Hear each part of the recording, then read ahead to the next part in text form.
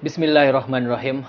Alhamdulillahirrabbilalamin. Hamdan katsiran thayyiban barakan fi kama yuhibbu rabbuna wa yarda. Asyhadu an la ilaha illallah wa asyhadu anna Muhammadan abduhu wa rasuluh. Allahumma shalli ala sayyidina Muhammad wa ala ali sayyidina Muhammad. Assalamualaikum warahmatullahi wabarakatuh. Ikhwan akhwat yang dirahmati Allah, senang sekali di kesempatan ini kami kembali hadir dalam program acara Sejarah Islam di Nusantara. Dan Ikhwan akhwat, saya Rizal Haq ditemani oleh para pejuang dakwah, ada Bang Agus, Bang Atep dan Bang Robi ya di balik kamera, menemani Ikhwan akhwat bincang-bincang mengenai sejarah Islam di Nusantara bersama Bapak Profesor Ahmad Mansur Suryanegara. Dan alhamdulillah di kesempatan ini kita sudah ada di kediaman Pak Mansur seperti biasa di Bandung, tepatnya di Saturnus Raya nomor 27 di Margahayu Raya Bandung, Ikhwan akhwat. Alhamdulillah dikasih kesempatan lagi waktunya meskipun dengan, dan kita sapa terlebih dahulu Pak Mansur. Assalamualaikum warahmatullahi wabarakatuh. Waalaikumsalam warahmatullahi wabarakatuh. Kabar baik dan sehat Bapak ya? Alhamdulillah. Alhamdulillah. Masih diberi kesehatan oleh Allah. Alhamdulillah. Walaupun usia sudah cukup tinggi. Masya Allah. Masih keliling ke beberapa daerah Pak Mansur ya? Ya, kemarin ke Madura, kemarin ke Surabaya, Iya, cukup padat sekali ke gitu ya. Jakarta, bolak-balik. Tapi alhamdulillah karena semangat dakwah itulah membuat tidak ada kelelahan. Allah melimpahkan rahmat pada kesehatan badan saya. Nampaknya penambahan usia ini supaya saya ikut merawat sejarah. Karena banyak pengertian-pengertian sejarah itu dibelokkan dewasa ini. Kita semuanya sedang dikejutkan. Islam mau dipisahkan dengan Indonesia. Betul. Sekarang lagi rame-ramenya Pak Mansur. Islam mau dipisahkan dengan Pancasila. Iya. Islam akan dipisahkan dengan NKRI. Islam tidak berbineka. Ya, Islam tidak bineka. Padahal itu semua produk dari perjuangan para ulama terdahulu. Tapi karena mereka itu tidak tahu sejarah, berani-beraninya upaya-upaya untuk memisahkan Islam dengan Indonesia. Padahal tidak akan ada Indonesia kalau tidak ada yang namanya Dr. Sukiman Wirjosanjoyo. Dr. Sukiman Wirjosanjoyo itu adalah dari Partai Islam Indonesia. Ketika beliau itu berada di negeri Belanda, itu maka di sana sedang ada dikembangkan, dipasarkan istilah Indonesia oleh Bastian. Bastian itu dari dan Logan gitu.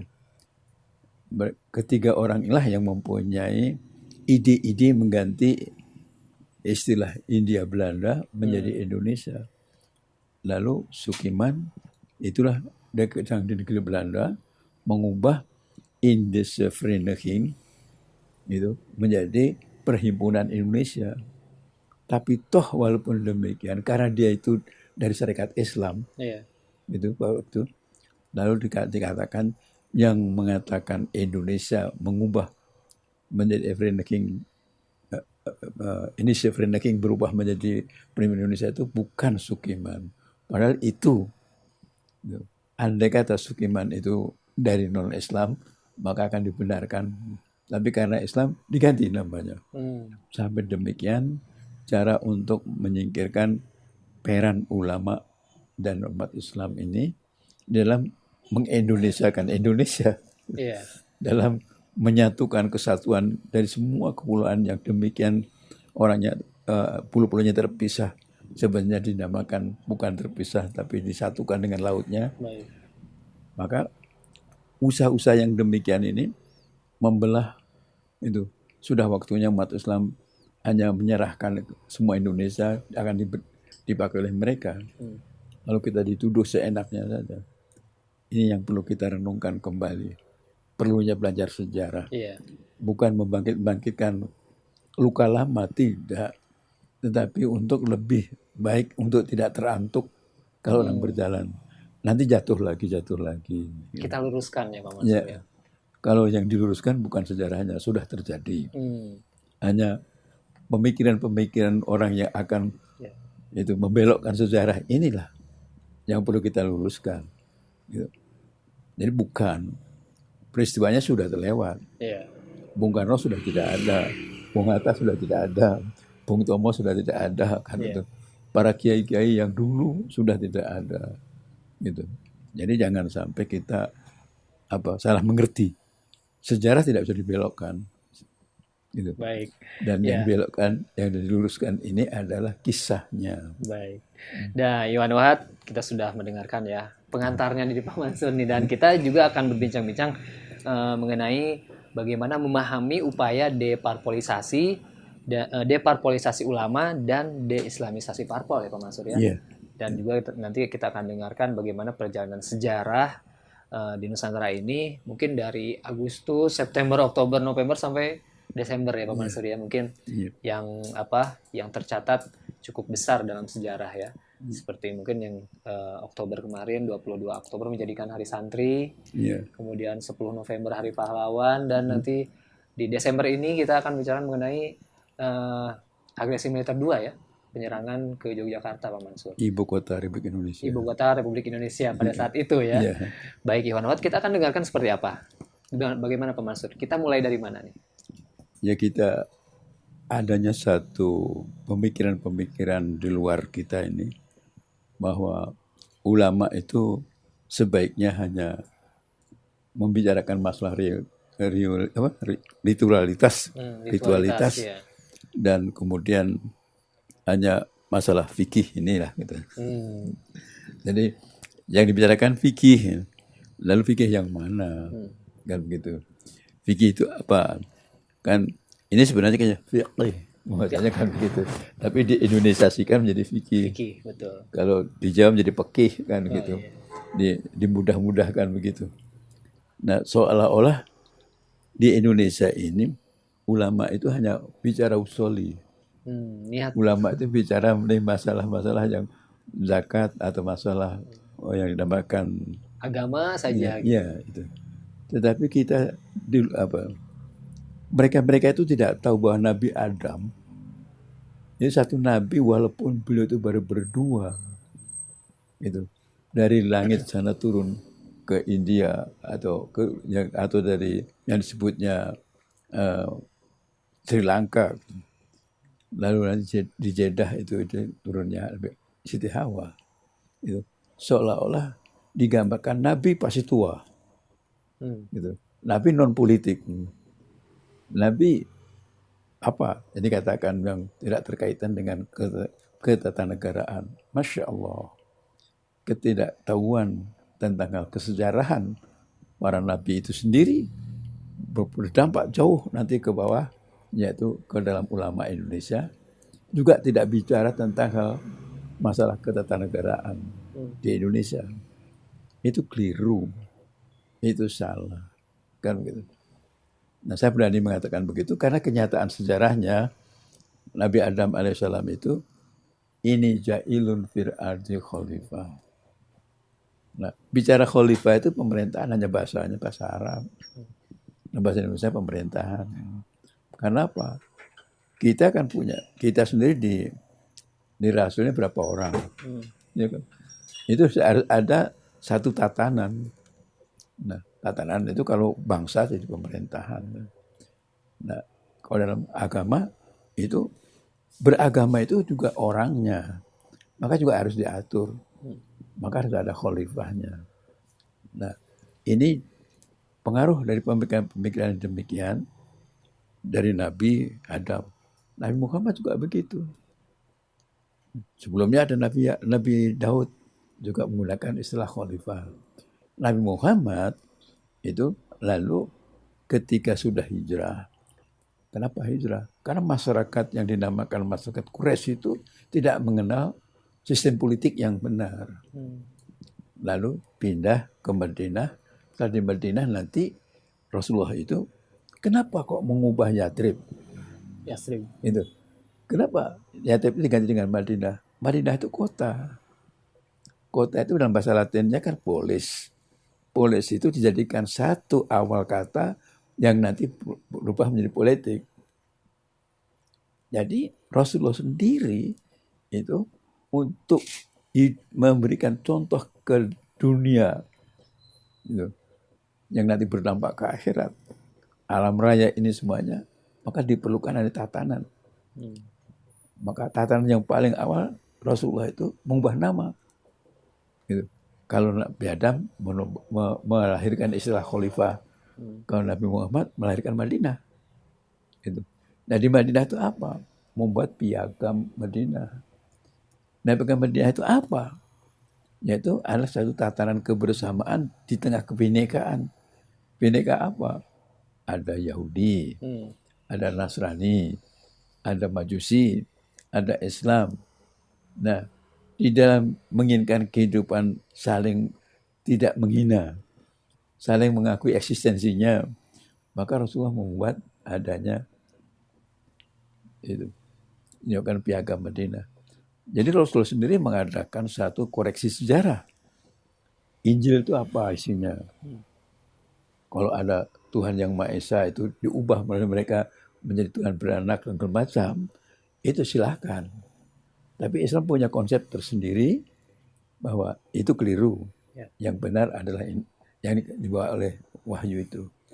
Nah, lain Zabur, Taurat, itu semuanya diluruskan, itunya isi pelajarannya lalu disimpan atau dituliskan di dalam Al-Quran. Tetapi tidak untuk menghina. Silahkan dipakai terus ajaran mereka itu. Di dalam kehidupan kebersamaan di Madinah, menggunakan program, memberikan satu landasan berpikir bersama, piagam Madinah. Nah itulah yang dicontoh oleh ulama-ulama sepuh gitu. Di sini, maka kalau sebut ulama sepuh itu bayangan tua-tua semuanya. Tua, ya. Sepuh. Ada sepuh itu nilai satu pemikirannya sangat luhur, sangat indah, sudah sangat mendalam, tinggi, gitu ya. mendalam gitu. Jadi kalau Wahid Hashim itu lahir 1913. Kemudian pada 45 baru berapa usianya? Gitu. 45 dikurangi 13 kan 32 kan. Jadi itu masih muda kan. Yeah. Tapi karena beliau itu sudah mempunyai gelar ulama kan gitu, maka akibatnya kita bisa membayangkan bahwa pengertian Indonesia ulama itu tua, keliru. Nah, sebelum adanya proklamasi ini, ulama-ulama terdahulu itu karena Mojopahit sudah tidak ada, gitu, karena itu Sriwijaya sudah tidak ada, maka di antara Sriwijaya dengan Mojopahit itu jaraknya jauh, 700 tahunan kan.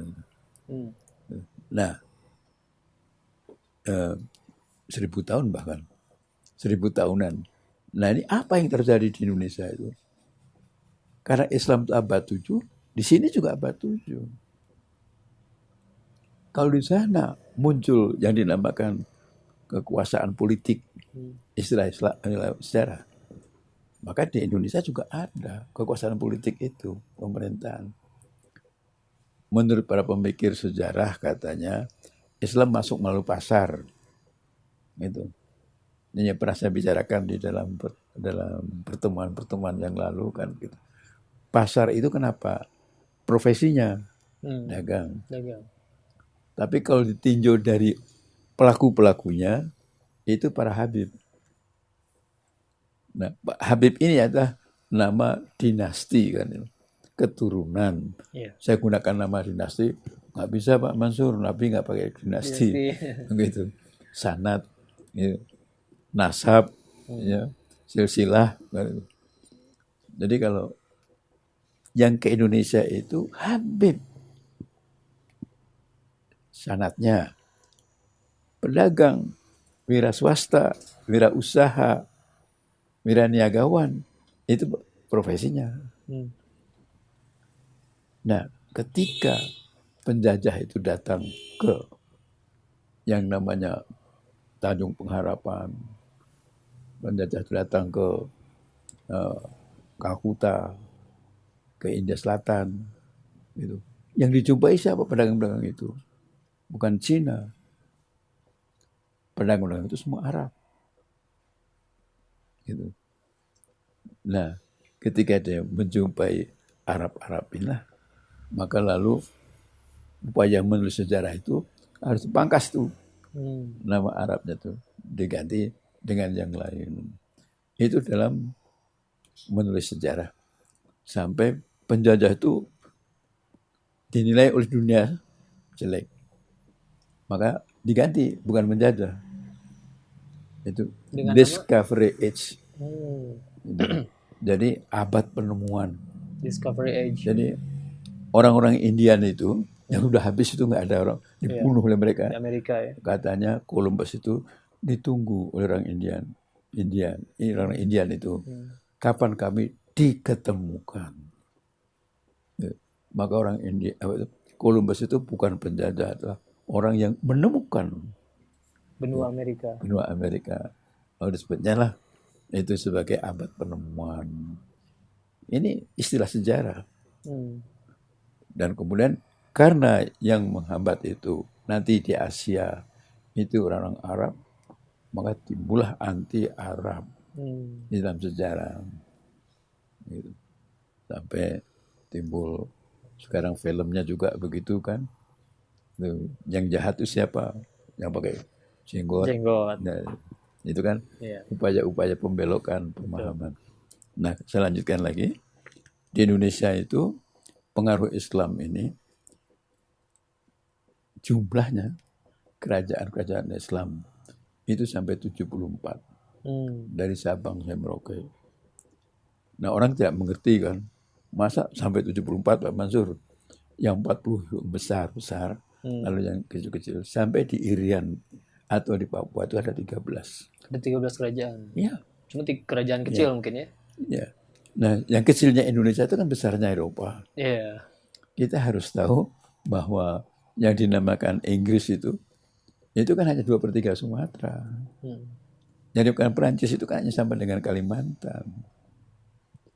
Jadi bayangkan kalau negeri Belanda itu hanya sampai dengan provinsi Jawa Barat itu kegedean.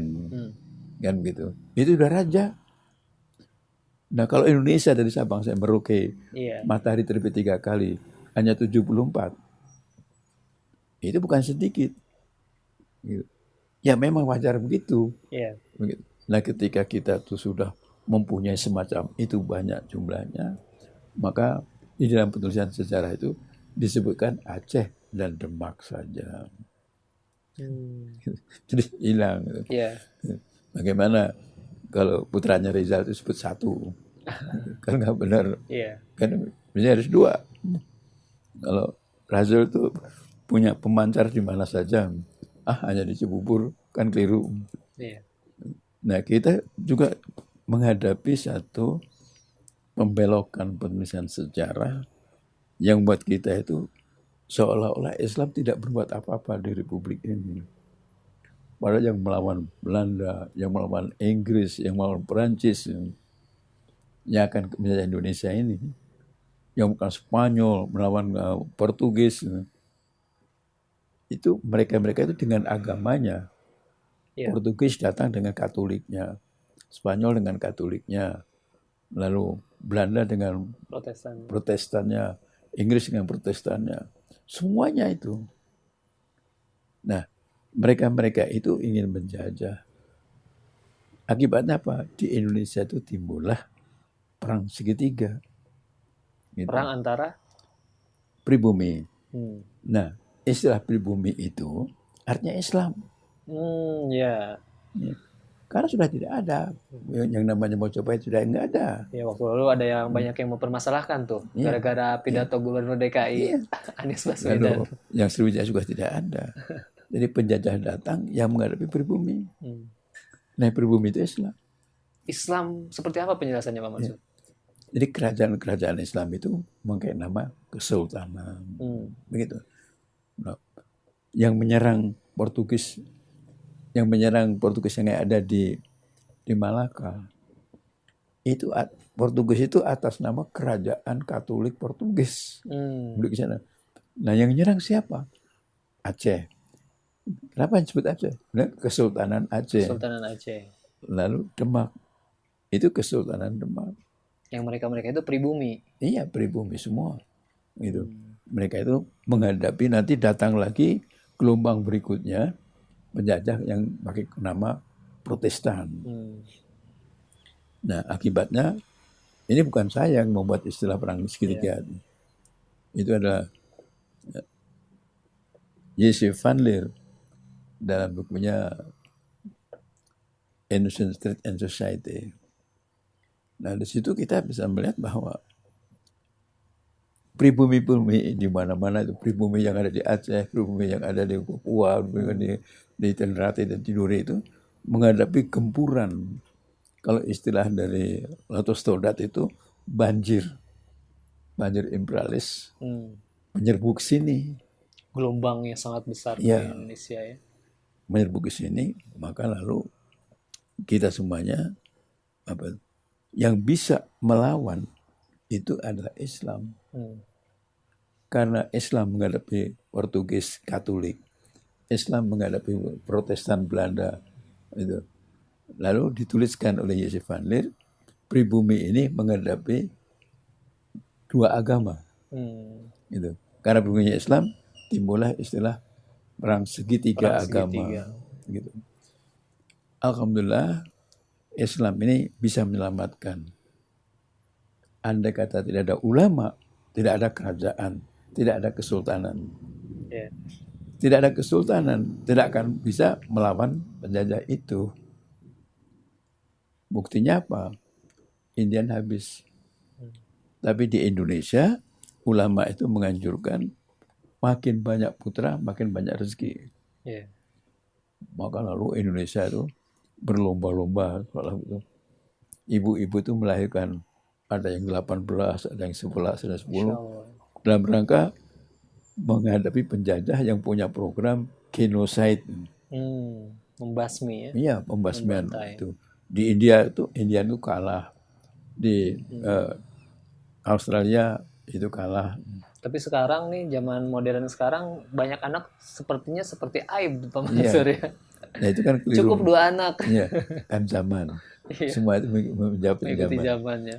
Jadi dengan adanya gerakan itu semuanya, daripada ditambah keyakinan nggak boleh membantu penjajah. Itu yang membantu penjajah itu disebutnya nyakola, yang sakola. Gitu. Yang tidak sekolah itu pesantren. Pesantren itu pribumi. Santri. Iya, santri. Nah, penjajah itu sering menghina orang-orang pesantren tidak nyakola.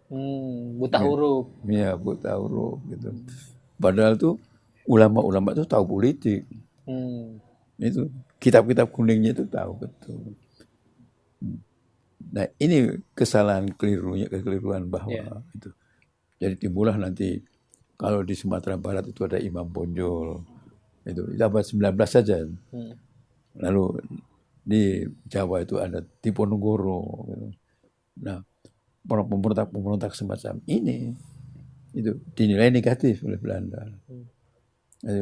Islam tuh kalau dulu pemberontak, sekarang teroris. Gitu. Dijelek-jelekan namanya. Dicap seperti itu ya. Jadi Diponegoro pada zamannya itu juga dihantam oleh Belanda, dijelekkan. Gitu. Yang namanya Imam Bonjol dijelekkan, tapi kelanjutan setelah merdeka diangkat sebagai pahlawan. Tanpa beliau itu tidak akan mungkin. Kenapa? Karena beliau itu mempunyai santri, dan santrinya itu diajarkan mati syahid itu mati mulia.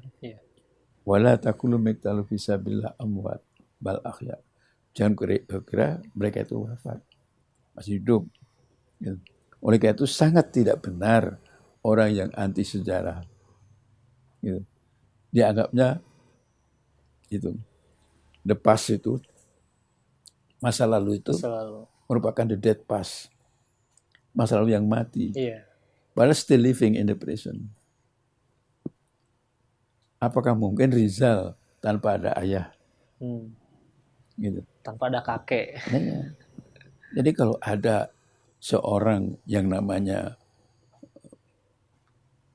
siapa dan kemudian hidungnya pesek, gitu. Kenapa kok ini pesek? Bapaknya pesek, Iya. ibunya pesek. Kenapa kulit putih? Ada keturunan dari Ya, atas. kenapa dia kulit putih? Karena bapaknya putih, ibunya putih, kan begitu. Itu kan masa lalu. Iya, sejarah. Ya, jadi kita ini adalah merupakan paduan masa lalu dan masa yang akan datang. Produk masa lalu ya. Iya, produk masa lalu yang sekarang ini. Oleh karena itu kita tidak akan mungkin Indonesia sekarang tanpa dilepaskan dari pengaruh Islam menggempur penjajah yang menggunakan agama Protestan Iya. dan agama Katolik. Ini bukan menghina, bukan menghina. Betul. Ini bukan menghina agama itu tidak. Bukan menghina penganut-penganut Katolik dan Kristen. Ini penjajahnya. Jadi orang-orang Rusia, Cina itu kalau ditanya, are you communist? No. It's my country, my government, kan begitu. Itu hanya negara saya. Dan saya tetap Konghucu, kan begitu. Cina-Cina itu. Jadi harus pisahkan antara politik dengan keimanannya. Jadi saya tidak menghina yang Katolik, tidak menghina Protestan, tidak. Tapi hanya penjajah. Dan ini catatan sejarah. Iya, sejarah. Penjajah itu menggunakan nama itu. Jadi, dan itu disebutnya, walaupun membunuh orang Indian habis itu, misi suci. Mission sacred. Itu mereka. Jadi, lalu kita nanti penjajah ini di mana-mana sudah membuat yang kita gedung-gedungnya segala macam, kita perintah yang buat jalan-jalan, membuat kereta api dengan stasiunnya, dengan pesawat terbang, dengan bandaranya, dengan laut, dengan pelabuhannya. Ini semuanya sekarang di mana mereka? Jadi kalau tanya bendara itu punya siapa? Lalu Tanjung Priok punya siapa? Dan yang menduduki istana ya, dulu itu gubernur siapa? Sekarang tidak ada. Itulah yang dikatakan oleh Al-Quran, liyudhiru ala dini kullihi. Pada ujungnya sejarah itu yang dimenangkan adalah Islam oleh Allah. Bukan oleh siapa-siapa, berkat rahmat Allah. Jadi yang menangkan siapa? Allah. Subhanahu wa ta'ala. Gitu. Hanya pelaku-pelaku sejarahnya itu Soekarno. Siapa? Hatta. Siapa? Itu Kiai Hasyim Asy'ari. Siapa? Apakah Bung Hatta itu berani proklamasi? Apakah Bung Karno berani proklamasi? Tidak. Takut. Kenapa takut? Karena bom diledakkan di Hiroshima dan Nagasaki. Itu. Bom apa? Bom atom. Itu di negara yang kekuatan militernya pada saat itu juga sudah kuat gitu ya. Indonesia, walaupun dengan bambu runcing, tapi ada ulama, maka rakyat itu megang bambu runcing berani menghadapi bom. Masya Allah. Masya Allah. Ini kan berkat rahmat Allah. Betul. Sejarahnya diganti. Gitu. Siapa yang berbuat itu? Arek Surabaya. Ulamanya di mana? Hilang. Satrinya di mana? Hilang. Gitu. Ini penulisan sejarah yang dikatakan oleh Bung Karno. Kiai-kiai itu tidak tahu api sejarah. Tapi yang tahunya hanya abu sejarah. Membiarkan sejarahnya yang pahlawannya dia, ulama, tapi dituliskan orang lain. Digantikan. Apakah ada TNI? Kalau tidak ada peta, Tentara Pembela Tanah Air. Tentara Pembela Tanah Air itu ulama-ulama semuanya komandan batalionnya. Lalu nanti tanggal 5 Oktober jadi TNI. Walaupun tidak namanya TNI Pak, pada awalnya. Namanya TKR, Tentara Keamanan Rakyat. Gitu. Ya. Tapi kan tadinya ulama yang berjasa. Lalu digambarkan di Monas itu, gambarnya itu Borobudur. Gitu. Lahirnya TNI itu. Kok jadi begini? Kan aneh. Padahal tidak akan mungkin ada TNI tanpa lahir dari rahimnya peta. Begitu. Nah, kita semuanya tahu bahwa proklamasi itu karena didorong oleh kiai-kiai, Bung Karno berani. Gitu. Karena PKI pada waktu itu sudah menculik Bung Karno. Hmm. Itu Tan Malaka, Wikana, Soekarni itu ingin menggagakkan proklamasi kan. Tapi karena kiai-kiai itu mempunyai keyakinan proklamasi harus. Kenapa?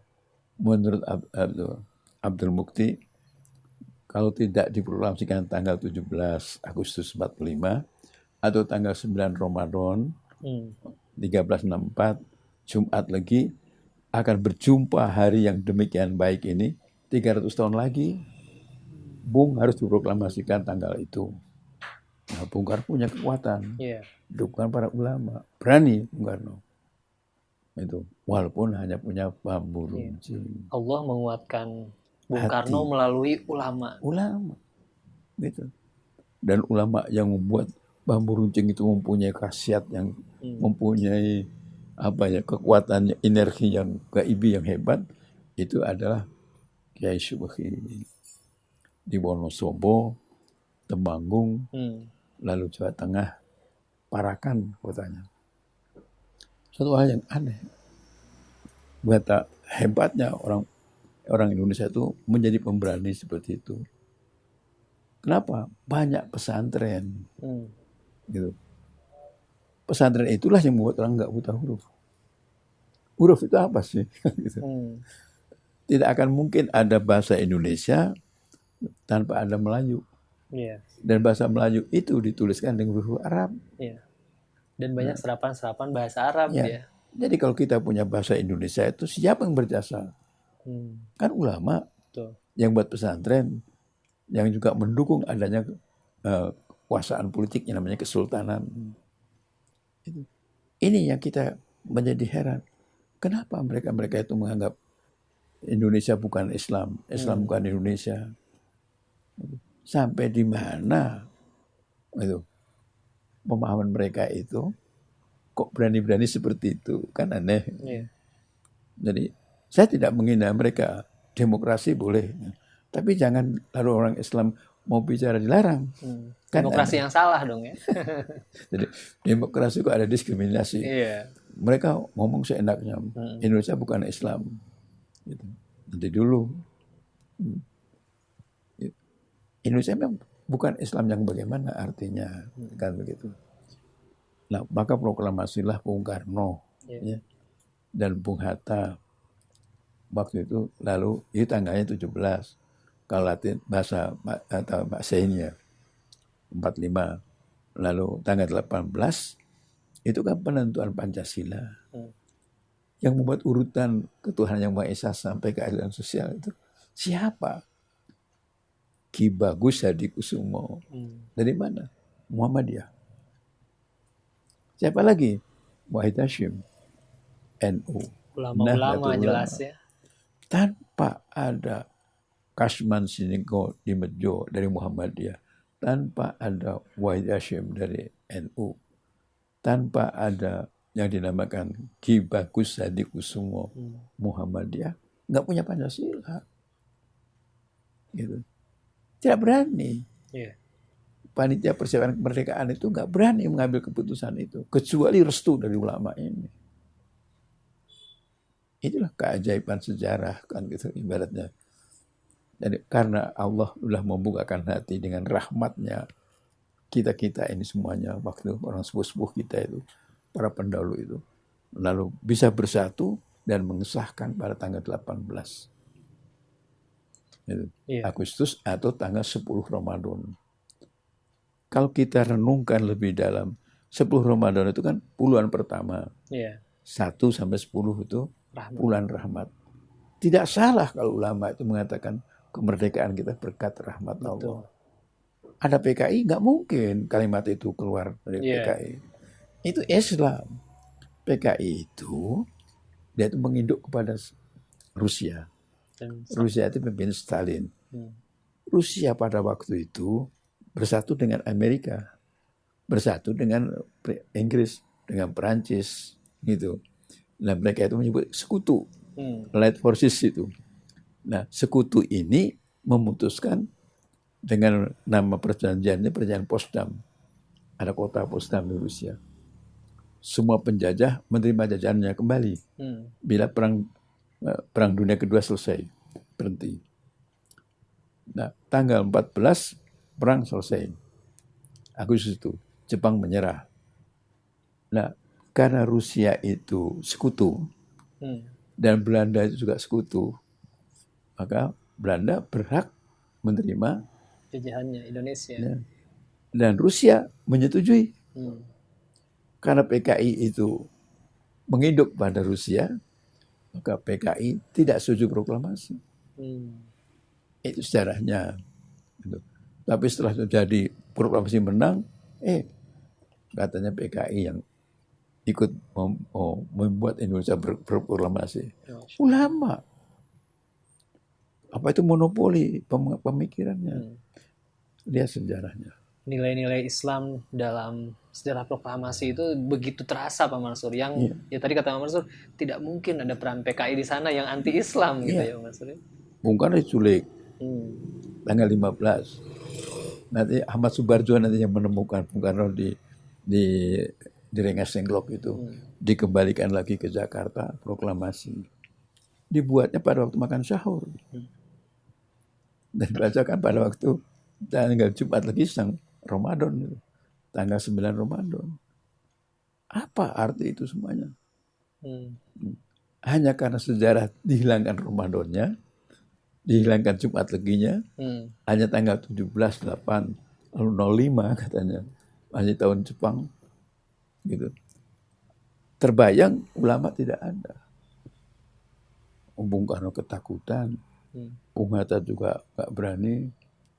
Siapa yang membuat takut hilang? Siapa yang membuat didorong keberaniannya? Siapa pendorongnya? Kalau menurut catatan Dr. Soeharto, saksi sejarah itu, ya ulama-ulama itu. Siapa ulama itu? Hashim Asy'ari. Bung Karno datang ke sana. Bagaimana Kiai? Apa kita proklamasi? Proklamasi Bung. Bung jadi presiden. Gitu. Nanti keluarga Nahdien akan menjaga Bung. Gitu. Kenapa NU menggunakan istilah presiden? NU itu organisasinya, itu kalau masalah syariah, masalah hukum-hukum itu dipimpin oleh yang dinamakan Rois Am. Gitu. Lalu kalau ada masalah tanfidiyah, masalah sosial, politik, ekonomi, segala macam ini, tanfidiyah. Gitu. Ini bukan hukumnya, tapi aplikasinya, maka dipimpin oleh presiden. Zaman itu tahun 26. Kalau saya keluarkan dari itu, saya tunjukkan ininya, statutannya baru tahu. Jadi NU juga sudah menggunakan kata presiden. Tahun 26. Ketika proklamasi, Bung pakai presiden karena tanfidiyah. Gitu. Baik. Jadi tidak asing. Yang buat istilah presiden ulama, sekarang katakan harus tinggalkan Indonesia Islam itu yang benar. Gitu. Itu kan demokrasi yang bagaimana? Kita bicara sejarah yang sebenarnya sejarah, gitu. Dikatakan kita keliru, yang keliru jangan benar. Telur mata sapi, gitu. Yang betelur ayam, yang punya nama sapi. Yang berjasa sapi. Itu kan. Pak Mansur, pemerintahan sekarang alhamdulillah sudah menentukan tanggal 22 Oktober itu Hari Santri, Pak Mansur. Dan itu mungkin salah satu cara pemerintah mungkin untuk memperingati bahwa jasa-jasa para ulama, para santri dalam membela tanah air gitu ya. Proklamasi begitu. Ya, membela proklamasi dan memperjuangkan, mempertahankan kemerdekaan Republik Indonesia. Bagaimana Pak Mansur melihat itu? Jadi pada waktu itu Bung Karno proklamasi. Sudah proklamasi, ulama-ulama membuat itu Pancasila dan Undang-Undang 45. Gitu. Itu tanggal itu 17 dan 18 Agustus. Ketika sampai pada tanggal 16 Oktober. Jadi Agustus, September, Oktober. Muncullah kelompok sosialis yang dipimpin oleh Sultan Syahrir. Gitu. Bersama-sama Amir Syarifuddin. Mereka ini mengkup kudeta. Bung Karno harus menyerahkan pemerintahannya Yang presidentul kabinet hanya pemerintahan yang dipegang oleh presiden, itu diganti itu parlementer kabinet. Maka ada perdana menterinya, yaitu Sultan Syahrir. Ulama-ulama singkirkan, orang-orang yang pernah bekerja dengan Jepang disingkirkan. Nah, peristiwa pengambil alihan kekuasaan ini disebutnya kudeta tak berdarah. Sultan Syahrir itu dalam menghadapi sengketa Indonesia dengan Belanda, maka akan menempuh diplomasi, perundingan, gitu. Karena Sultan Syahrir itu orang-orang sekutu pada waktu zaman pendudukan Jepang. Sultan Syahrir itu adalah bekerja untuk sekutu. Jadi dengan harapan dia akan bisa menyelesaikan karena dia sekutu. Nah, ketika kiai-kiai itu melihat Inggris itu mestinya kan malu dengan keputusannya sendiri. Kenapa? Winston Churchill itu Perdana Menteri. Dialah juga yang melahirkan, membidani lahirnya yang dinamakan Atlantic Charter. Yang isinya? Atlantic Charter itu adalah kemerdekaan hak segala bangsa yang jadikan landasan adanya PBB. Iya.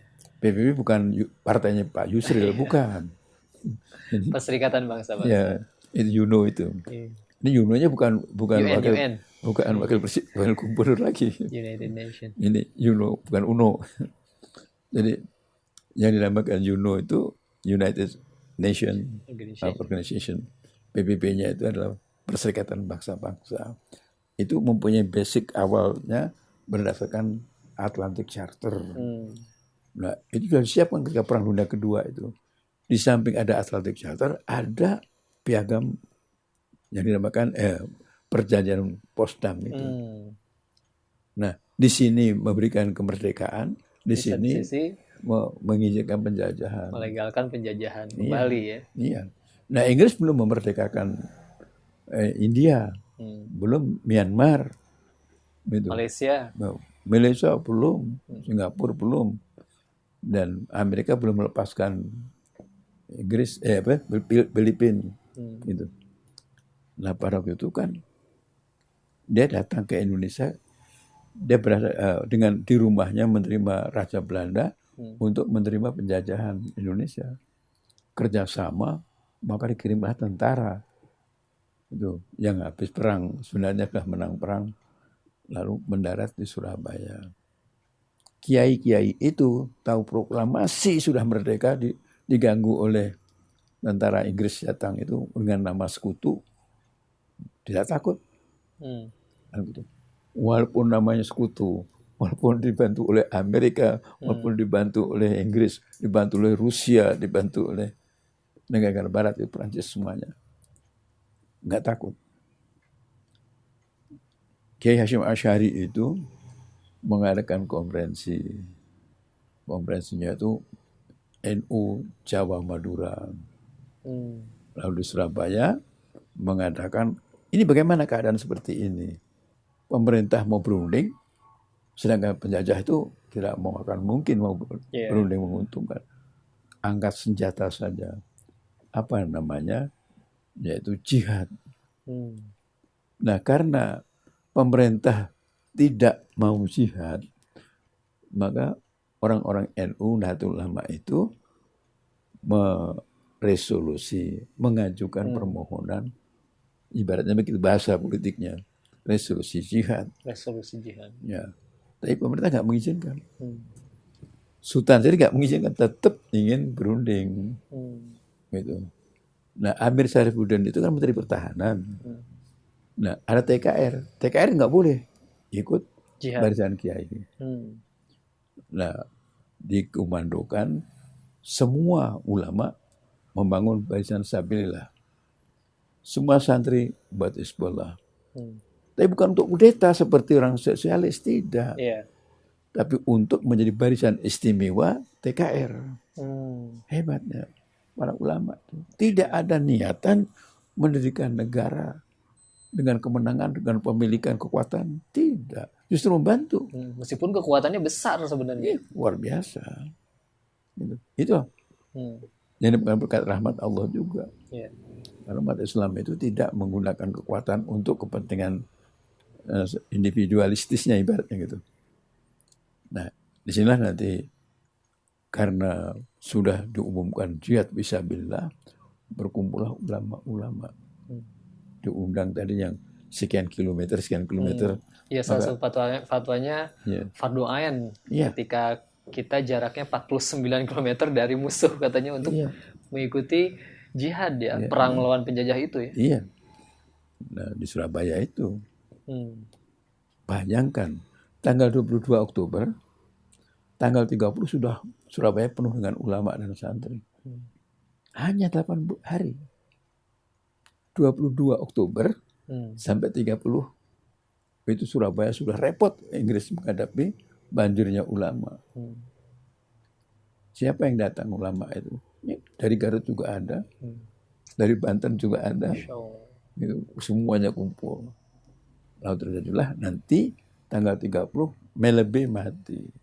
Brigjen. Mana ada seorang Inggris kehilangan perwira tingginya dalam Perang Dunia Kedua. Di Jerman, di Italia, di Jepang. Nggak pernah. Tapi di Indonesia, Bambu Runcing mati. Konon katanya pasukan yang dikerahkan ke Surabaya pada saat itu dari pihak mereka memang yang justru berpengalaman semua, Pak Mansur ya? Menang perang. Iya, karena menang perang ya. Jiwanya di juga Pasifik hebat. Ya. Iya. Dan senjatanya luar biasa. Darat, laut, udara. Gitu.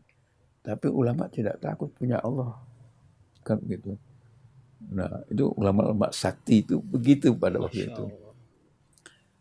Nah, ketika sudah tanggal 30, diultimatum oleh Inggris itu. Supaya menyerahkan Surabaya. Nah, ulama mengadakan pertemuan, yaitu di Jogja, nanti membuat partai. Karena orang sosialis sudah punya partai kan sebenarnya. Lalu kita mengadakan, lalu Bung Hatta itu mengeluarkan satu maklumat X 3 November. Begitu. 3 November. Lalu umat Islam segera berunding 7 November. 4 hari.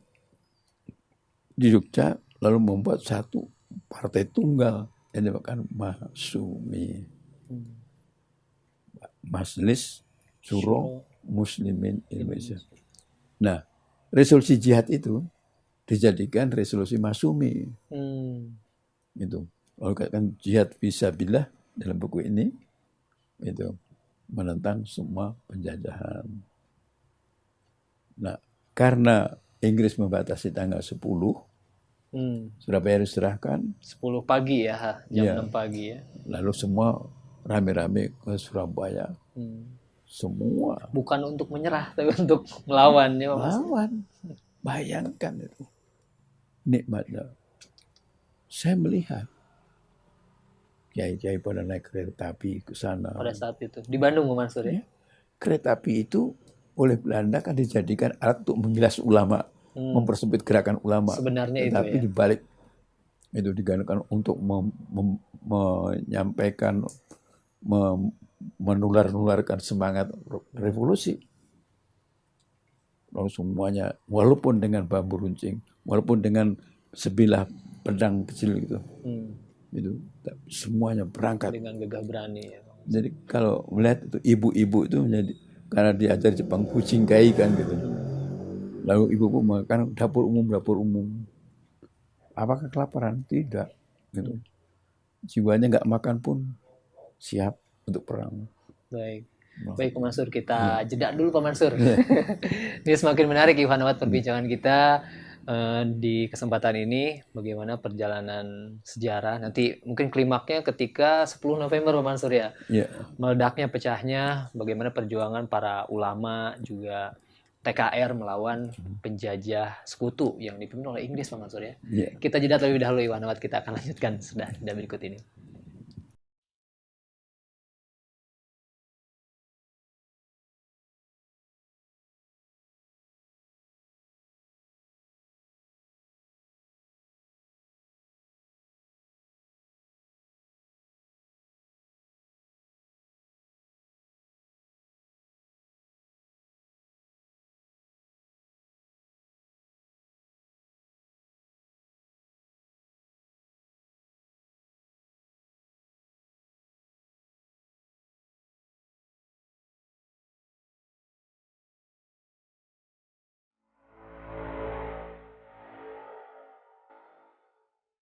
Bismillahirrahmanirrahim. Alhamdulillahirrabbilalamin. Hamdan katsiran thayyiban barakan fi kama yuhibbu rabbuna wa yarda. Asyhadu an la ilaha illallah wa asyhadu anna Muhammadan abduhu wa rasuluh. Allahumma sholli ala sayyidina Muhammad wa ala ali sayyidina Muhammad. Assalamualaikum warahmatullahi wabarakatuh. Ikhwan akhwat yang dirahmati Allah, senang sekali di kesempatan ini kami kembali hadir dalam program acara Sejarah Islam di Nusantara. Dan ikhwan akhwat, saya Rizal Haq ditemani oleh para pejuang dakwah, ada Bang Agus, Bang Atep dan Bang Robi ya di balik kamera, menemani ikhwan akhwat bincang-bincang mengenai sejarah Islam di Nusantara bersama Bapak Profesor Ahmad Mansur Suryanegara. Dan alhamdulillah di kesempatan ini kita sudah ada di kediaman Pak Mansur seperti biasa di Bandung, tepatnya di Saturnus Raya nomor 27 di Margahayu Raya Bandung, ikhwan akhwat. Alhamdulillah dikasih kesempatan lagi waktunya meskipun dengan supaya memproklamasikan kemerdekaan pada 17 Agustus. Juga bagaimana peran ulama dan santri mempertahankan proklamasi, mempertahankan kemerdekaan. Dan juga tadi sebelum jeda Pak Mansur bercerita mengenai sejarah bagaimana ulama berkumpul di Surabaya dan untuk melawan penjajah pada saat itu Inggris yang mengultimatum bahwa para ulama, santri, rakyat Indonesia untuk menyerah tanpa syarat kepada Inggris, kepada sekutu, ikhwan akhwat. Kita lanjutkan. Seperti apa sejarahnya, seperti apa perjalanan perjuangannya. Bagaimana Pak Mansur kelanjutannya tadi yang sempat tertunda, Pak Mansur? Kita bisa dikejutkan oleh satu kenyataan sejarah. Ulama itu berpartai. Partainya adalah Partai Masyumi. Yeah.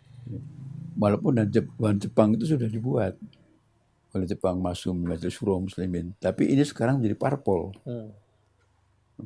Itu kan mengejutkan sekali. Apa yang buat mengejutkan? Orang lain itu untuk seluruh Indonesia itu sama dengan anggotanya.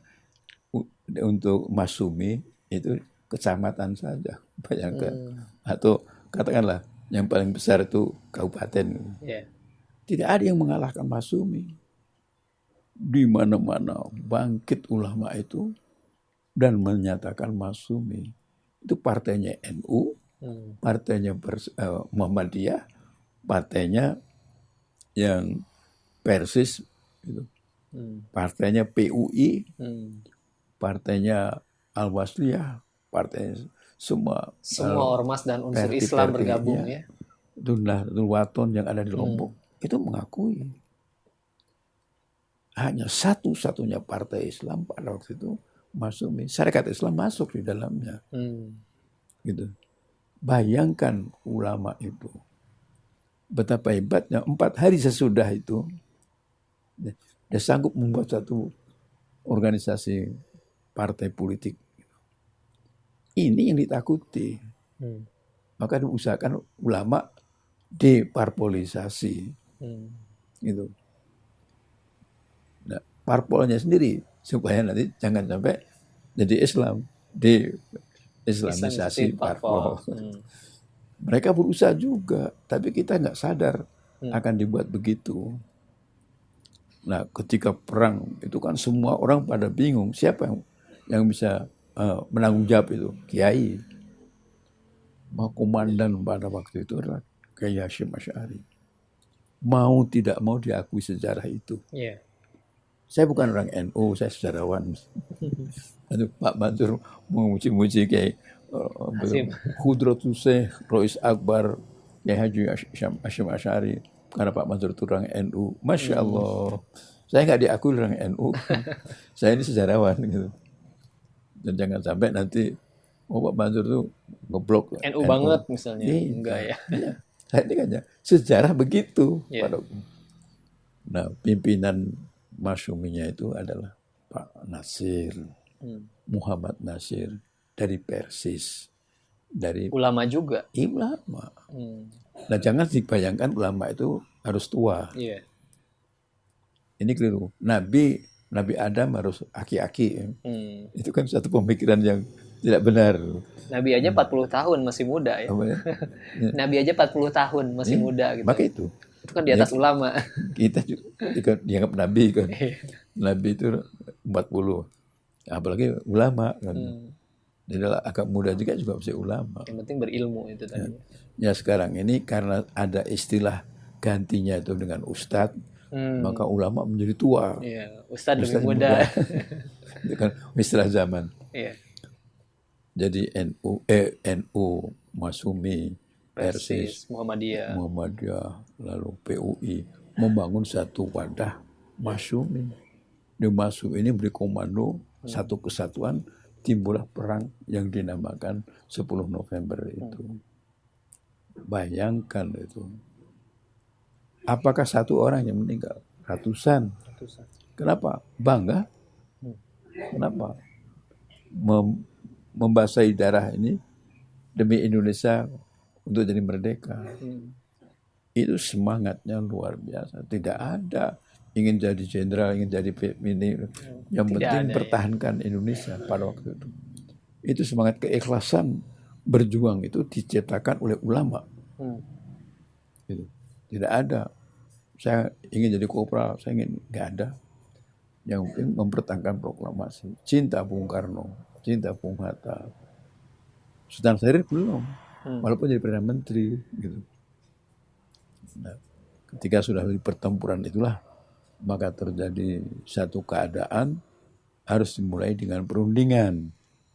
Diplomasi. Nah, perundingan itu di mana? Di Cirebon. Jadi namanya Linggarjati. Nah, PKI itu yang ketika terjadinya 5 Oktober TNI atau TKR sudah dibentuk, PKI datang dari Australia. Itu namanya pimpinannya itu Muhammad Yusuf. Walaupun namanya Muhammad dan Yusuf seperti Nabi, tapi dia PKI. Maka dia nanti bersama Van Mook menggagalkan rancangan rundingan di Cirebon. Linggarjati. Nah, dengan cara apa? Kudeta. Di situ dia melakukan kudeta yang pertama tanggal 12 Februari 46. Dengan tentaranya siapa digunakan itu? Pesindo. Pesindo itu Pemuda Sosialis Indonesia. Apakah dia ikut pertempuran Surabaya? Tidak. Kenapa? Pada tanggal 10 November itu di Jogja mengadakan kongres. Kenapa? Sekali lagi, PKI konsepnya bukan mendukung proklamasi, membatalkan proklamasi. Maka untuk nanti ada perundingan, dia juga membatalkan perundingan itu. Maka tanggal 12/46 Februari itu, beliau akan kudeta di Cirebon, tapi nanti diserang oleh Mufreni dari Purwakarta, nanti kalah itu. Pesindo-pesindo kalah semuanya. Lalu gagal. Indonesia pada waktu itu pemerintahnya tidak di Jakarta, pindah ke Jogja, gitu. Jadi Bung Karno, Bung Hatta itu tinggal di, kalau kantornya ibaratnya itu gedung negara di Jogja itu. Perundingan dimulai dengan Sultan Syahrir. S Sultan Syahrir itu kan hurufnya. Maka Belanda juga S, Schemerhorn, S. Itu mistiknya orang Barat. Jadi kalau Rizal itu harus depannya R lagi gitu. Itu ada saya tuliskan di sini di Api Sejarah itu. Lalu perundinglah setelah PKI gagal, terjadilah Linggarjati. Linggarjati ini melahirkan Indonesia akan bersama-sama Belanda membentuk NIS, Negara Indonesia Serikat. Dan waktu itu yang disebut Negara Indonesia itu bukan proklamasi Sabang Merauke, bukan. Sultan Syahrir menerima dalam perundingan itu Indonesia itu Jawa, Madura, Sumatera. Karena yang Belanda sudah duduk oleh Belanda, gitu. Teken saja. Ternyata setelah diteken itu nanti Belanda ingin membatalkan, maka diadakan aksi polisionil pertama. Belanda mengatakan begitu. Agresi militer pertama ya. Nah, kalau orang Indonesia nggak menyukai aksi polisionil, nyerang, membunuh, lalu disebutkan aksi militer pertama. Pada tahun Pada tahun berapa Mas? 46. 46 ya. Nah, ini maaf, Cina ini bukan apa. Karena Cina itu negaranya adalah negara nasionalis, dipimpin oleh Chiang Kai-shek, dan waktu itu juga merupakan bagian dari sekutu, gitu. Maka Cina itu mengibarkan bendera Cina, Chungking, pro sekutu. Pada tahun 46 itu. Iya, di Surabaya itu mereka di rumah-rumahnya itu benderanya bukan merah putih, bendera itu. Karena Mereka juga ingin aman mungkin ya. Ya, untuk aman dilindungi oleh sekutu. Iya. Ini maaf. Ingat ini catatan sejarah Pak Mansur ya. Nanti Tidak ada sentimen apapun Pak Mansur. Ya, rasial. Bukan. Kalau rasil ya saya. Jadi sara tidak ya, tidak sara kita. Lalu pada waktu itu setelah ada perundingan ini, lalu Belanda menyerang. Lalu daerah-daerah yang diduduki oleh Belanda itu menjadi daerah Belanda, kan begitu. Nah, karena sudah serangan di mana-mana, lalu yang tidak diduduki oleh Van Mook, diduduki oleh tentara Belanda itu hanya 6. Mana? Jogja, Solo. Mana lagi? Madiun. Mana lagi? Kediri. Mana lagi? Magelang. Mana lagi? Bojonegoro. Gitu. Hanya itu Republik Indonesia. Maka berundinglah wakil Indonesia yang wilayahnya itu. Siapa yang mewakili itu? Amir Syarifuddin. Perdana Menteri ya? Iya. Perdana Menterinya itu Amir ya, Syarifuddin. Dari Belanda? Belanda juga harus A. Pada waktu itu kebetulan dicari orang Jawa. Abdul Qadir Wijoyo Atmojo. Berundinglah. Ya, perundingan ini bukan di negara Belanda, bukan di negara Indonesia, tapi di kapal Amerika yang Renville. Dan Renville inilah nanti menghasilkan juga NIS, negara Indonesia Serikat. Ya tinggal tadi negaranya. Walaupun demikian Belanda itu membatalkan lagi. Kenapa Belanda membatalkan lagi? Karena Amir Syarifuddin itu diprotes. Kenapa negara Indonesia hanya tinggal 6? Sabang Merauke tutup. Kenapa diteken perjanjian itu? Lalu diturunkan dia dari Perdana Menteri. Itu. Setelah diturunkan, dia kudeta. Saya melihat sendiri senjata-senjata dari Pesindo itu baru-baru semuanya. Kenapa? Dia menjadi Menteri Pertahanan. Gitu. Dipersenjatai semuanya, dia merasa kuat. Maka FDR itu Front Demokrasi Rakyat. Lalu Pesindo itu Pemuda Sosialis Indonesia. Gitu. Lalu membuat gerakan PKI. Ini Jogja, Solo, Madiun. Gitu. Di Madiun dia kudeta. Datanglah orang yang membantu dia itu namanya Musso. Yang dulu sudah ikut di dalam PKI, tapi dia pergi ke Rusia dan dia kembali ke Indonesia membantu Amir ini. Apa yang dikerjakan? Mendirikan negara baru. Apa namanya? Uni Soviet Madiun. Itu kan menentang proklamasi PKI itu. Bagaimana? Tapi sebelumnya ini ketika di Jogja itu ada kudeta. Siapa itu? PKI juga.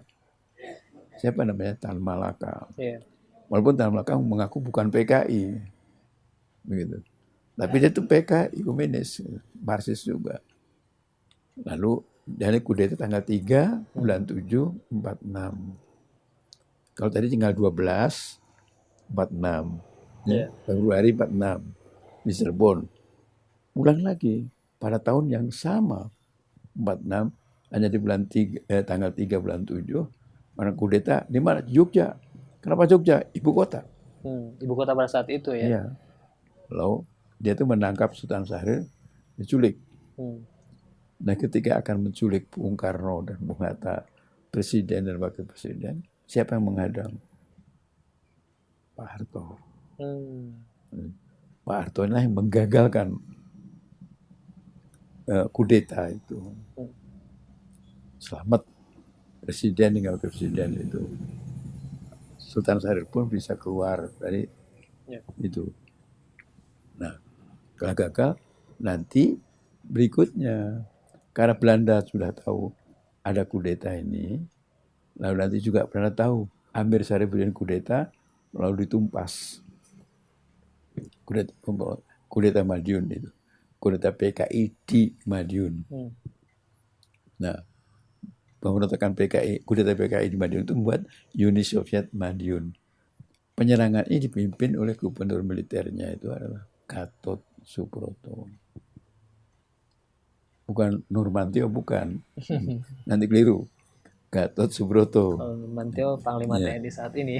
Ya, pada waktu proklamasi kita sedang mengadakan perang di Jogja, di Solo, perang di Surabaya, di Ambarawa, dan Salatiga, maka nanti diangkat panglima besarnya itu adalah Sudirman.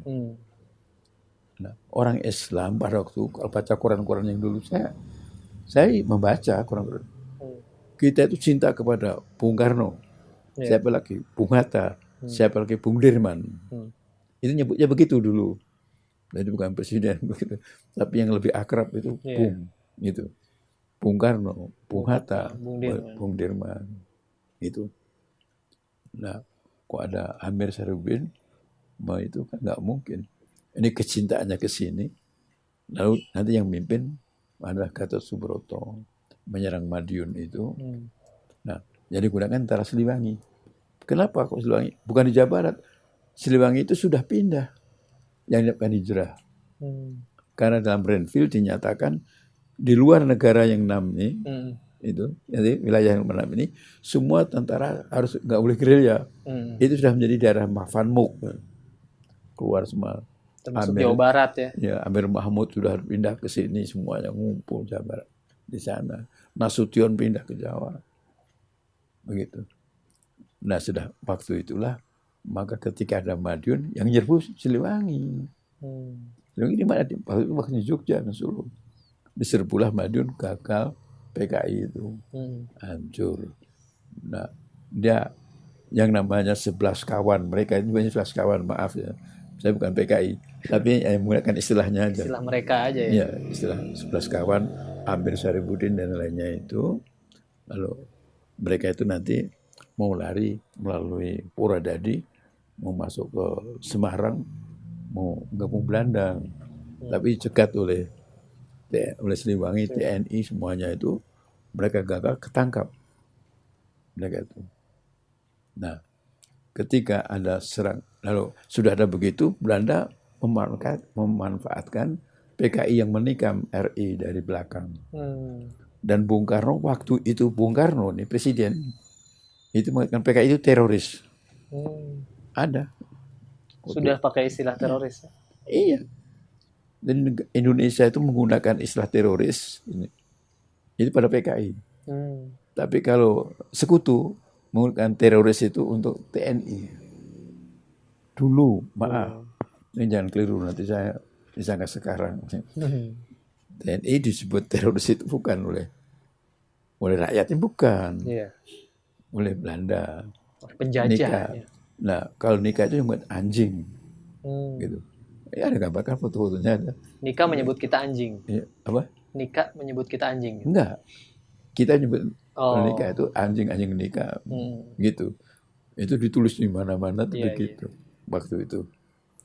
Jadi kalau kita itu TNI itu sebenarnya gerombolan. Ini maaf ya.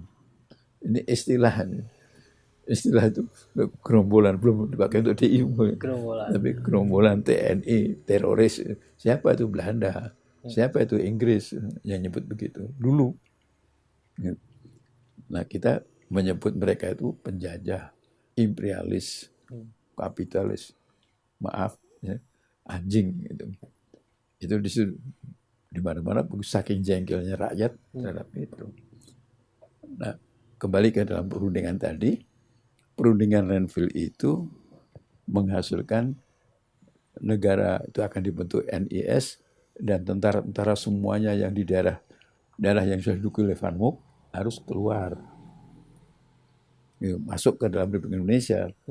Nah, setelah itu ngumpul keadaan bagaimana seluruh Indonesia mengumpul dalam wilayah itu kecil itu, kekacauan pemberontak, wah repot sekali. Maka kondisi yang keruh itu kan PKI itu kan punya teori kalau di tengah air keruh dia akan menangkap ikannya itu.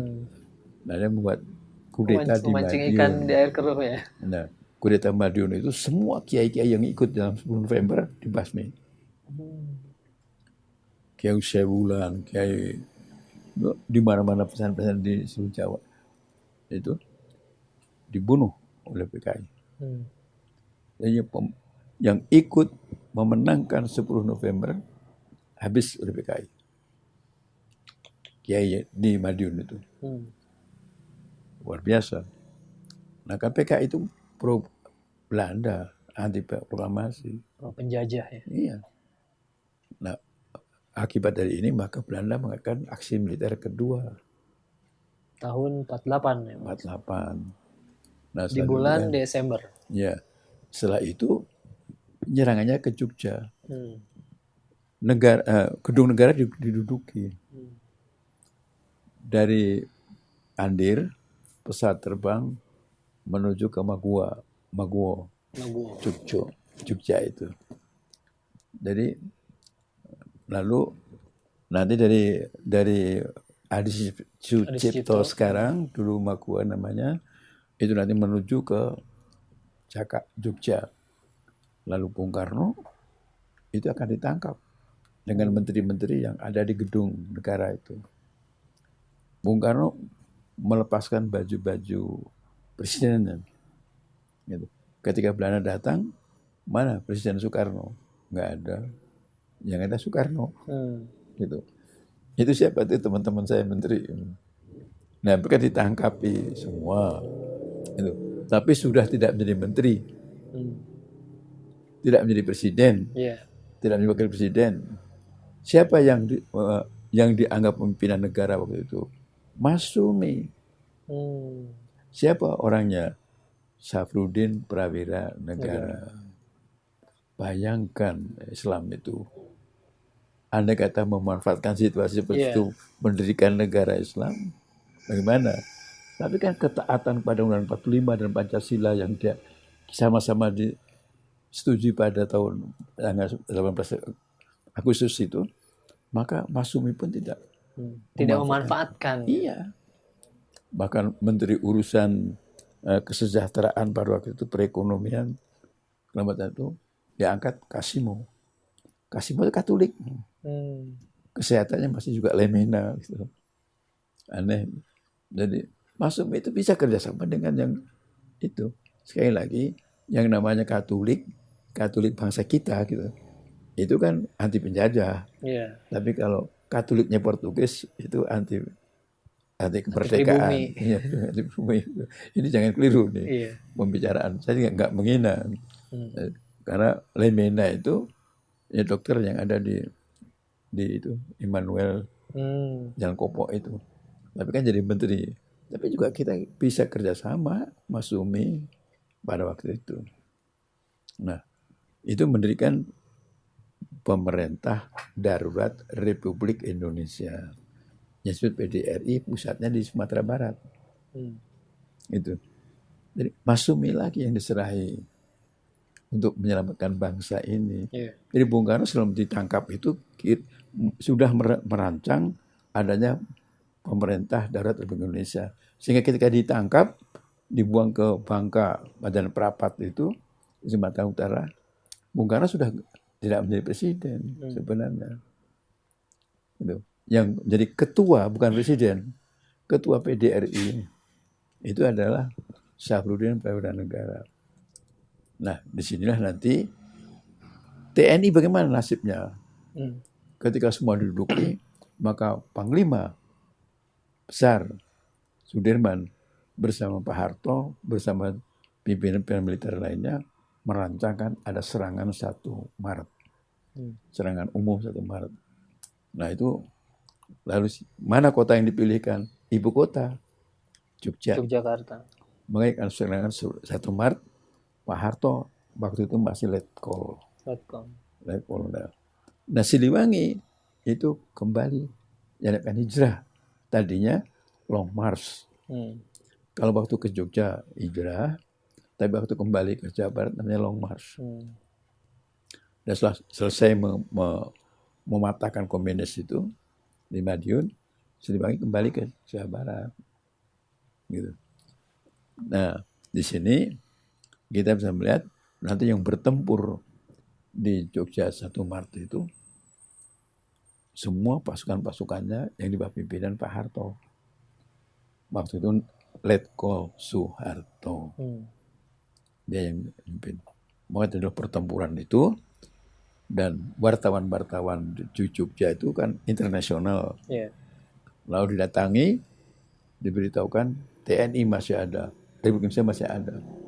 Kenapa ada kalimat itu? Karena Belanda mengumumkan karena Soekarno dan Bung Hatta dan Menteri Agus Salim segalanya sudah ditangkap, dibuang di itu, Republik Indonesia bubar, tidak jadi. Tapi ternyata TNI menunjukkan proklamasi tetap dipertahankan. Lalu serangan umum ini membuat nanti Amerika kaget. Loh, Indonesia masih ada. Lalu Belanda diharuskan berunding dengan Indonesia. Lalu Perdana Menteri pada waktu itu kan Bung Hatta. Muhammad Hatta, M. Nah, Belanda juga membuat keputusan yang M. Itu. M-nya siapa? Perseven. Gitu. Yang Muhammad Hatta. Sebelumnya ada pertemuan itu Indonesia Rum. Kan R, maka Belanda Royen. Ya, Royen. Nah, rundingan ini akan melahirkan RIS, Republik Indonesia Serikat. Dan presidennya Bung Karno, Bung Hatta, dan kemudian di bawah Ratu Belanda. Gitu. Nah, disahkan tanggal 27 Desember. Tadi serangan Jogja itu 19 Desember. Itu 19 tapi Desember 1948. Lalu kalau RIS 49. 27 Desember 49. Sudah Bung Karno Bung Hatta pindah ke Jakarta lagi, jadi presiden RIS. Jakarta menjadi ibu kota lagi. Ya. Lalu pada waktu itu diperlukan adanya lambang negara. Siapa yang tugasi? Yaitu Sultan Hamid II. Dari mana? Dari Pontianak. Nah, ketika baru 26 hari itu sudah ada kudeta lagi Belanda. Westerling. Nah, di Bandung, Jawa Barat itu sekitar 600 lebih TNI dibunuh. Gitu. Tapi nggak diberitakan dalam sejarah. Bunuh, jalan-jalan bunuh. Gitu. Lalu akan pergi ke Jakarta, akan membunuh Hamengkubuwono dan Bung Karno. Tapi ternyata apa? Di jalan sampai di Jogja, sampai di Cirebon itu sudah dicegat oleh Siliwangi, pimpinan waktu itu masih Kolonel Kosasih. Nah, lalu buyarlah serangan Kolonel ini gagal. Lalu lari, siapa yang melindungi Westerling itu? Cina. Gitu. Nah, dia lah nanti yang menyelamatkan lalu Westerling dan nanti lari ke negeri Belanda lagi. Gitu. Maaf saya nggak nanti saya sebut lagi namanya, ada sini semuanya lengkap. Gitu. Lalu pada waktu itu RIS gagal. Jadi perundingan pertama Sultan Syahrir dari partai apa? Partai Sosialis. Berhasil? Tidak, gagal. Lalu kedua Amir Syarifuddin. Apa partainya? PKI. Berhasil? Gagal. Lalu di Den Haag KMB. Konferensi Meja Bundar. Siapa? Bung Hatta. Siapa itu? PNI. Tapi semuanya gagal. Lalu karena gagal, muncullah dari Masyumi Muhammad Natsir. Pidato di depan DPR RIS, di situ mengadakan yang dinamakan musi integral. Bubar semua dan muncullah TNI. Mulailah NKRI, maaf. Menjadi Negara Kesatuan Republik Indonesia. Itu yang membuat Masyumi. PDRI serahkan kembali pada Bung Karno, Bung Hatta. Nah, bukan ketua, bukan presiden, tapi ketua. Dan kemudian dibentuklah NKRI di bawah pimpinan yang Perdana Menterinya Muhammad Natsir. Jadi sejarah ini Indonesia, bahasa Indonesia itu ada kerjaan para ulama dari zaman sebelum adanya proklamasi. Kemudian adanya merah putih, itu ulama-ulama yang sejak dulu abad 7 yang mengibarkan merah putih itu sebagai lambang Indonesia, umat Islam pribumi. Merah putih itu karena Pak Rasulullah, Innallah zawajal ardo, aku ditunjukkan dunia, Masarika, aku tunjukkan timur baratnya, aku diberikan warna yang sangat indah, al-akhbar wal abyad, merah putih. Benderanya itu diambil dari bahasa Indonesia. Siapa? Ulama. Gitu.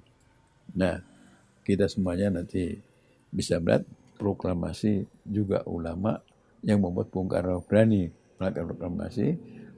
Undang-Undang 45 dengan Pancasilanya juga karena adanya Wahid Hasyim dari Nahdlatul Ulama, lalu Ki Bagus Hadikusumo dari dan Kasman Singo di Mejo, keduanya dari Muhammadiyah. Baik. Nah, kemudian proklamasi menjadi NKRI oleh Muhammad Natsir itu dari Pajagalan Bandung ini, Persis, Persatuan Islam. Apakah mungkin ada upaya deparpolisasi ulama? Ulama yang membuat orang-orang berpikir politik itu ulama. Walaupun ada politik kotor, itu lain lagi. Ya. Nah, parpol akan dianggap jangan de-islamisasi parpol. Yang membuat Indonesia ini parpol Islam. Sebenarnya begitu. Tapi kan kita nggak bisa kita mengklaim kita semuanya kerjasama. Itu harus ditampilkan. Sekarang kalau kita namanya presiden itu siapa? PNI, iya. Sebelum jadi PNI siapa? Muhammadiyah, kan begitu. Bung Karno itu Muhammadiyah, kan begitu. Nah, sekarang Bang Lima Besar, Sudirman, dia guru mana? Guru Muhammadiyah. Dan gitu. Nah, apa kita tidak boleh mengatakan begitu, bahwa beliau-beliau ini karena pengaruh Muhammadiyah maka bisa menduduki posisi pemerintahan itu, dan kemudian karena pengaruh NU terjadi keberanian yang luar biasa di Indonesia, berani perang, pertempuran yang di mana saja. Tanpa ada ulama nggak mungkin terjadi. Baik. Gitu. Jadi saya bukan melebih-lebihkan, bukan bersifat ketidakbenaran, tapi realitas, fakta sejarah, praktek sejarah dan kenyataan sejarah adalah keliru bila dikatakan Islam tidak Pancasila, Islam tidak NKRI. Islam bukan Indonesia, Islam bukan Nusantara. Apa benar ini? Gitu. Jadi sekarang ini itu terasa di dalam kesejarahan, gitu. Di dalam kesejarahan itu ada upaya-upaya, yaitu deparpolisasi ulama dan de-islamisasi parpol. Begitu. Baik, Pak Mansur. Alhamdulillah, amin. Bincang-bincang di kesempatan ini tak terasa Pak Mansur sudah Ya. Hampir 1,5 jam Pak Mansur. Ya. Baik, karena waktu yang terbatas juga Pak Mansur, mungkin kita cukupkan dulu ya bincang-bincang kesempatan ini. Tapi sebelum kita akhiri, mungkin penutupnya Pak Mansur atau kesimpulan dari penjelasan Pak Mansur yang disampaikan tadi seperti apa Pak Mansur? Yang disebutkan berkat rahmat Allah itu adalah suatu limpahan anugerah Allah yang buat bangsa ini memiliki satu negara yang sangat akbar besarnya, yaitu dari Sabang sampai Merauke. Satu wilayah yang kalau dipindahkan itu dari Baghdad sampai ke London. Bayangkan ada 3 waktu, berarti Indonesia itu matahari terbit 3 kali. Dan itu terjadi karena mayoritas dari Aceh sampai ke Papua adalah Islam.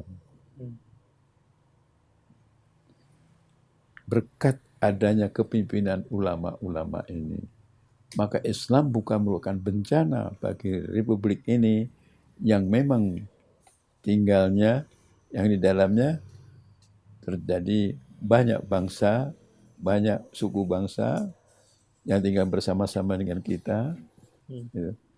Tapi semuanya terjadi kedamaian karena apa? Islam Indonesia adalah betul rahmatan lil alamin. Dan jangan sampai kita sesudah Indonesia ini menikmati kedamaian dan ketentraman, maka ulamanya disingkirkan. Sejarahnya dituliskan dengan yang bukan pelakunya dengan menggantikan ulama-ulama yang sebenar sejatinya pelaku-pelakunya. Saya mohon kepada kita semuanya untuk menyadari, mari kita semuanya menanamkan kesadaran bersejarah dan menempatkan pimpinan-pimpinan kesejarahan itu sesuai dengan pelaku-pelakunya, dan terutama ulama jangan sampai dipinggirkan. Nanti keliru. Semoga apa yang sampaikan bukanlah satu fanatisme, tapi hanya realitas kesejarahan yang saya sampaikan untuk bangsa ini. Kalau nanti keliru menyingkirkan yang benar, menegakkan yang palsu, Indonesia akan mengalami keruntuhan bila yang palsu benar dan yang benar dipalsukan. Semoga Allah tetap melimpahkan rahmatnya kepada kita menjadi bangsa yang mulia, yang kabarnya akan menjadikan contoh teladan dari negara-negara Arab pun sudah mulai menunjukkan, mari kita semuanya mencontoh Indonesia di dalam kehidupan beragama dan berbangsa dan bernegara. Terima kasih. Mohon maaf kalau apa yang sampaikan ada kekeliruan. Baik, ya kami ucapkan terima kasih juga kepada Bapak Ahmad Mansur Negara atas waktunya, atas sharingnya, atas cerita sejarah yang insya Allah mencerahkan kita dan juga menggugah kita ya Pak Mansur. Dan juga bagi Iwan Awad semoga bermanfaat ya, juga mencerahkan dan meluruskan sejarah yang mungkin akhir-akhir ini banyak dibelokkan ya oleh oknum-oknum tertentu Iwan Awad. Dan akhirnya saya Rizal Al-Haq bersama para pejuang dakwah di kesempatan ini ada Bang Atep, Bang Robi, dan Bang Agus. Yang pertama memohon maaf jika ada kesalahan dan kekurangan. Akhirnya kita akhiri dengan baca doa kafaratul majlis. Subhanakallahumma bihamdika asyhadu an la ilaha illa anta astaghfiruka wa atubu ilaik. Billahi taufiq wal hidayah. Wassalamualaikum warahmatullahi wabarakatuh. Waalaikumsalam.